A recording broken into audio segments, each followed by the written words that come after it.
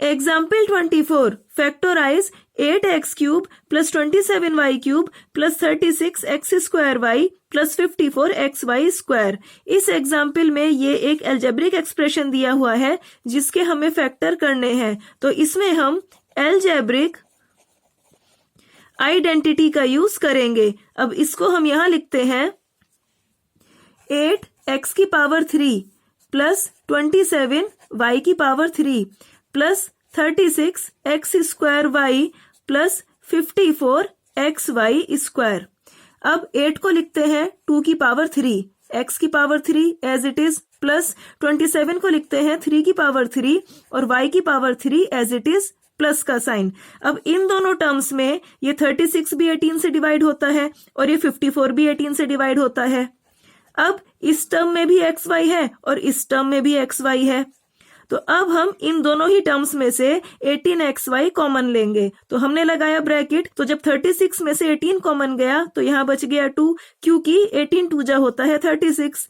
अब x square में से x कॉमन गया तो यहाँ बच गया x और ये y बाहर कॉमन आ गया तो यहाँ बच गया 2x प्लस का साइन। 54 में से जब 18 कॉमन गया तो यहाँ बच गया 3, क्योंकि 18 3 जा होता है 54। अब ये x कॉमन होके बाहर आ गया और y स्क्वायर से जब y कॉमन गया तो यहाँ बच गया y। अब 2 की पावर 3 x की पावर 3, इसको लिखते हैं 2x की होल पावर 3 प्लस का साइन। 3 की पावर 3 y की पावर 3 यानी 3y की होल पावर 3 प्लस। अब 18 का एलसीएम लेते हैं। 2 9 जा 18, 3 3 जा 9, 3 1 जा 3, तो 18 हमें मिला 2 मल्टीप्लाई 3 मल्टीप्लाई 3। अब इनको यहाँ लिखते हैं 18 की जगह, यानी 2 मल्टीप्लाई में 3 और मल्टीप्लाई में 3 xy। अब ये ब्रैकेट यहाँ एज इट इज, यानी 2x plus 3y bracket close is equal to 2x की होल पावर 3 प्लस 3y की होल पावर 3 प्लस। अब यहाँ पे है 2x तो इसलिए अब हम यहाँ 2x को इकट्ठा लिख लेते हैं। अब यहाँ पे है 3y तो यहाँ 3y इसको इकट्ठा लिख लेते हैं। अब ये 3 बच गया, इसको यहाँ लिख लिया और ये ब्रैकेट यहाँ एज इट इज।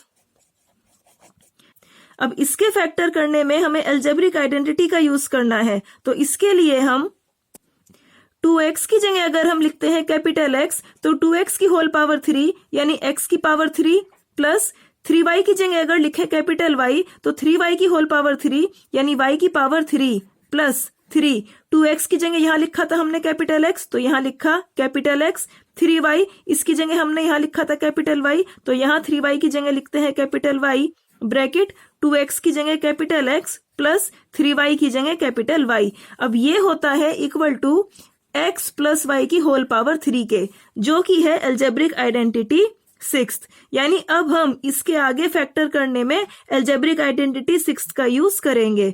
तो इसके लिए हम इस एक्सप्रेशन को इस आइडेंटिटी से कंपेयर करते हैं और लिखते हैं कंपेयरिंग विद x की पावर 3 प्लस y की पावर 3 प्लस 3xy और ब्रैकेट में x प्लस y। यानी जब हमने इस एक्सप्रेशन को इस आइडेंटिटी से कंपेयर किया तो हमें मिला, यानी वी गेट क्या, capital X is equal to 2 small x और capital Y is equal to 3 small y।